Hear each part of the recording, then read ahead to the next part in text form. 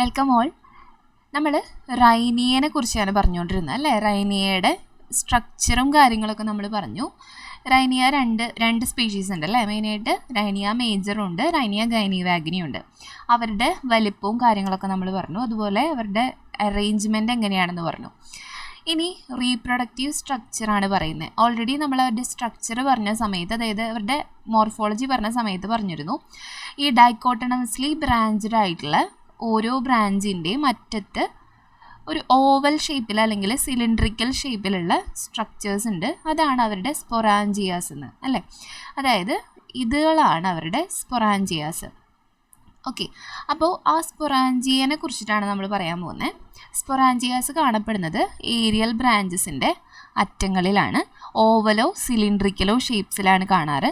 ഇനി റൈനിയ മേജർ ഉണ്ട്, അതായത് വലിപ്പം കൂടുതലുള്ള റൈനിയയുടെ ഒരു സ്പോറിൻ്റെ വലിപ്പം നോക്കുകയാണെങ്കിൽ ആ ഒരു സ്പോറ് 12 നാനോമീറ്റർ ലോങ്ങും അതുപോലെ 4 നാനോമീറ്റർ വിഡ്ത്തും അതിനുണ്ടായിരിക്കും. വളരെ ചെറുതാണ്. പിന്നെ റൈനിയ ഗൈനിവാഗ്നേരി ആണെങ്കിൽ അതിനേക്കാട്ടും ചെറുതാണ്. റൈനിയ മേജറിൻ്റെ സ്പോറുകളെക്കാട്ടും അല്ലെങ്കിൽ സ്പൊറാഞ്ചിയനെക്കാട്ടും വളരെ ചെറുതാണ്.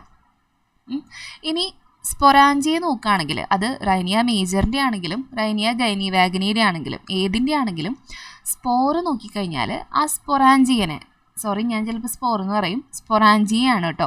സ്പൊറാഞ്ചിയനെ സറൗണ്ട് ചെയ്തിട്ട് മൾട്ടി ലെയേർഡ് ജാക്കറ്റ് ഉണ്ട്. അതായത് കുറേ ലെയറുകളുള്ള ഒരു സ്ട്രക്ചർ കൊണ്ട് കവർ ചെയ്തിരിക്കുന്നതാണ് നമ്മുടെ സ്പൊറാഞ്ചിയ എന്ന് പറയുന്നത്. ഇതിൻ്റെ ഔട്ടർ വാൾ എന്ന് പറഞ്ഞാൽ 1-2 ലെയർ വാളുകളൊക്കെ ഓക്കെ, അത് ക്യൂട്ടിനൈസ്ഡ് ആണ്. അതായത് നല്ല ഹെവിലി തിക്കായിട്ടുള്ള, നമുക്കറിയാം നോർമലി ഒരു എപ്പിഡെർമിസിനെ കവർ ചെയ്തിട്ട് അവിടെ ക്യൂട്ടിക്കിൾ ഉണ്ടെന്നുണ്ടെങ്കിൽ ക്യൂട്ടിക്കിൾ അത്യാവശ്യം സ്ട്രോങ് ആയിരിക്കും അല്ലേ. അപ്പോൾ ഇവിടെ എന്താണ്, ഇവിടുത്തെ 2-3 ലെയറുകൾ അല്ലെങ്കിൽ ഔട്ടർ ലെയർ എന്താണ്, ഔട്ടർ വോൾ എന്താണ്, ക്യൂട്ടിനൈസ്ഡ് ആണ്. ക്യൂട്ടിൻ്റെ ഒരുപാട് ഡെപ്പോസിറ്റ് ഉള്ള രീതിയിലാണ് അതിൻ്റെ ഈ സ്പൊറാഞ്ചിയത്തിൻ്റെ ഔട്ടർ വോൾ ഉള്ളത്. ഓക്കെ, ഇനി ഇന്നർ വോൾ ആണെന്നുണ്ടെങ്കിൽ ഇന്നർ സൈഡ് എങ്ങനെയാണ്, 2 to 3 ലെയേഴ്സ് ഉള്ളതാണ് ഇന്നർ വോൾ എന്ന് പറയുന്നത്. അത് തിൻ വോൾഡ് ആയിട്ടുള്ള പാലിസൈഡ് ലൈക്ക് സെല്ലുകളാണ്. എന്താണ് പാലിസൈഡ് സെല്ലുകൾ? ലീഫുകളിലാണ് നമ്മൾ പാലിസൈഡ് സെല്ലുകൾ കാണാറുള്ളത് അല്ലേ. ഇങ്ങനെ നീണ്ടിരിക്കുന്ന പോലത്തെ സെല്ലുകളാണ് പാലിസൈഡ് സെല്ലുകൾ. അപ്പം ഇങ്ങനത്തെ പാലിസൈഡ് സെല്ലുകളിലാണ് ഇന്നർ ഭാഗത്ത് കാണുന്നത്. ഓക്കെ, ഇനി ഇന്നർമോസ്റ്റ്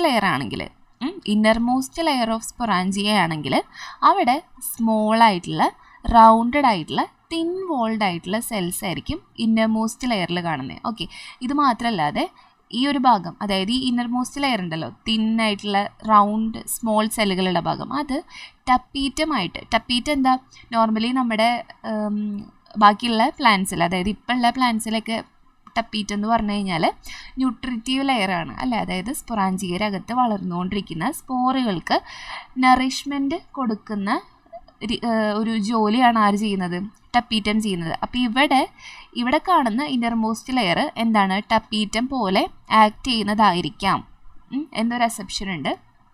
പിന്നെ അതിൻ്റെ അകത്ത് ഈ ഒരു വോളിൻ്റെ അകത്ത്, ഇന്നർമോസ്റ്റ് ലെയറിൻ്റെ അകത്ത് സ്പൊറാഞ്ചിയൽ ക്യാവിറ്റി ഉണ്ട്. അതിൻ്റെ അകത്ത് ന്യൂമറസ് സ്പോറുകളുണ്ട്. ഓക്കെ, ഒരുപാട് സ്പോറുകളുണ്ട്.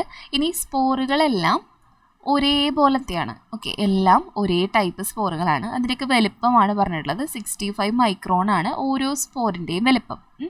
ഇനി അതെല്ലാം ടെട്രാഹീഡ്രൽ മാനറിലാണ് കാണുന്നത്. എന്താണ് ടെട്രാഹീഡ്രൽ? ഓർമ്മയുണ്ടോ? നമ്മൾ പഠിച്ചിട്ടുണ്ടായിരുന്നതായിരുന്നു. ടെട്രാഹീഡ്രൽ എന്ന് പറയുന്നത് ഇങ്ങനെ കാണുന്നതിനെയാണ് നമ്മൾ ടെട്രാഹീഡ്രൽ എന്ന് പറയുക. ഇവിടെ 3 ഉണ്ട്. ഇതിൻ്റെ ബാക്ക് സൈഡിൽ ഒരു സെല്ലും കൂടി ഉണ്ടാവും. അങ്ങനെ കാണുന്നതാണ് ടെട്രാഹീഡ്രൽ. നമ്മുടെ മൈക്രോസ്പോർ മദർ സെല്ലുകൾക്ക് മിയോസിസ് നടന്നിട്ട് പൊളൻ ടെട്രാഡായിട്ട് മാറുന്നത് നമ്മൾ പഠിച്ചിട്ടില്ലേ. ആ പൊളൻ ടെട്രാഡ് ആവുന്നതിന് പല രീതിയിൽ നിൽക്കാം. ലീനിയറായിട്ട് നിൽക്കാം, അതായത് ഇങ്ങനെ ഇതിലിങ്ങനെ ലീനിയറായിട്ട് നിൽക്കാം, അല്ലെങ്കിൽ ടെട്രാഹീഡ്രലായിട്ട് നിൽക്കാം. പല രീതിയിൽ പല ഷേപ്പിൽ എക്സിസ്റ്റ് ചെയ്യാമെന്ന് പറഞ്ഞിട്ടുണ്ടായിരുന്നു. അതിൽ ഇങ്ങനെ നിൽക്കുന്നതാണ് നമ്മുടെ ടെട്രാഹീഡ്രൽ എന്നുള്ളത്. നമുക്ക് കിട്ടിയിട്ടുള്ള അല്ലെങ്കിൽ നമ്മൾ കണ്ടെത്തിയിട്ടുള്ള റൈനിയയുടെ സ്പോറുകൾ എങ്ങനെയാണ്, ഈ ടെട്രാഹീഡ്രൽ ഷേപ്പിലുള്ളതാണ്. അപ്പോൾ നമുക്ക് അതിൽ നിന്ന് എന്ത് അസ്യൂം ചെയ്യാൻ പറ്റും, ഇത് ഇങ്ങനെ മിയോസിസ് ഒക്കെ നടക്കുന്ന ടൈപ്പ് പ്ലാന്റ് ആയിരിക്കാം, അല്ലെങ്കിൽ പ്ലാന്റ് ആയിരുന്നിരിക്കും എന്ന് നമുക്ക് കണ്ടുപിടിക്കാൻ പറ്റും അല്ലേ. പിന്നെ ഇതിൻ്റെ ലിബറേഷൻ, ഈ സ്പോറുകളുടെ ലിബറേഷൻ എന്ന് പറഞ്ഞാൽ ആ ഒരു ജാക്കറ്റ് ഉണ്ടല്ലോ, സ്പൊറാഞ്ചിയൽ ജാക്കറ്റ് ഉണ്ടല്ലോ, ആ സ്പൊറാഞ്ചിയൽ ജാക്കറ്റിൻ്റെ ഡീക്കേയോട് കൂടിയായിരിക്കണം സംഭവിക്കുന്നത്. ഓക്കെ, ഇത്രയാണ് അപ്പോൾ അതിൻ്റെ റീപ്രൊഡക്റ്റീവ് സ്ട്രക്ചേഴ്സ്. എന്താണ്, ഓരോ ഏരിയൽ ബ്രാഞ്ചസിൻ്റെ അറ്റത്താണ് ഉണ്ടാവുക. ഓവലോ സിലിണ്ടറിക്കലോ ഷേപ്പായിരിക്കും. റൈനിയ മേജറിൻ്റെ വലുപ്പമാണെന്നുണ്ടെങ്കിൽ, അതായത് അതിൻ്റെ സ്പൊറാഞ്ചിയയുടെ വലുപ്പം എന്ന് പറഞ്ഞാൽ 12 മില്ലിമീറ്ററും അതുപോലെ 4 മില്ലിമീറ്റർ വിഡ്ത്തുമാണ് ഉണ്ടാവുക. ഗൈനി വാഗ്നിക്ക് ആണെങ്കിൽ അതിനേക്കാട്ടും ചെറുതായിരിക്കും. ഇനി സ്പൊറാഞ്ചിയയുടെ വോൾ എന്ന് പറഞ്ഞാൽ മൾട്ടി ലെയേർഡ് ജാക്കറ്റാണ്. ഔട്ടർ വോള് ക്യൂട്ടനൈസ്ഡ് ആണ്. ഇന്നർ വോൾ എന്ന് പറഞ്ഞാൽ 2 to 3 ലെയേഴ്സ് ഉള്ള തിൻ വോൾഡ് ആയിട്ടുള്ള പാലിസൈഡ് ലൈക്ക് സെല്ലുകളാണ്. ഇന്നർ മോസ്റ്റ് ലെയർ എന്ന് പറഞ്ഞാൽ സ്മോൾ റൗണ്ടഡ് തിൻ വോൾഡ് ആയിട്ടുള്ള സെല്ലുകളാണ്. അത് ടപ്പീറ്റം ആയിട്ട് ആക്ട് ചെയ്യുന്നുണ്ട്. പിന്നെ സ്പൊറാഞ്ചിയൽ കാവിറ്റിയിൽ ന്യൂമറസ് സ്പോറുകളുണ്ട്. അവർ ടെട്രാഹീഡ്രൽ മാനറിലാണ് കാണാറ്. പിന്നെ ലിബറേഷൻ നടക്കുന്നത് സ്പൊറാഞ്ചിയൽ ജാക്കറ്റിൻ്റെ ഡീക്കേയോട് കൂടിയായിരിക്കണം. ഓക്കെ, അപ്പോൾ റീപ്രൊഡക്റ്റീവ് സ്ട്രക്ചർ സ്പൊറാഞ്ചിയനെ കുറിച്ച് മനസ്സിലായില്ലേ. ഇനി അവരുടെ ഗ്യാമറ്റോഫൈറ്റിൻ്റെ കാര്യമാണ്.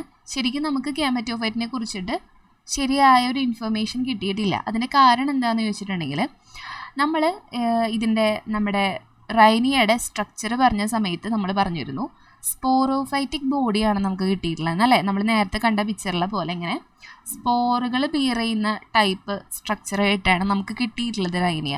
അപ്പോൾ അത് വെച്ചിട്ട് നമുക്ക് അതിൻ്റെ ഗ്യാമറ്റോഫൈറ്റ് ഡെവലപ്മെൻറ്റും ഗ്യാമറ്റോഫൈറ്റ് എങ്ങനെയായിരിക്കാമെന്നൊന്നും ശരിക്കും പറയാൻ പറ്റില്ല അല്ലേ. നമ്മൾ കാണാത്തതാണ്, അതുകൊണ്ട് നമുക്ക് പറയാൻ പറ്റില്ല.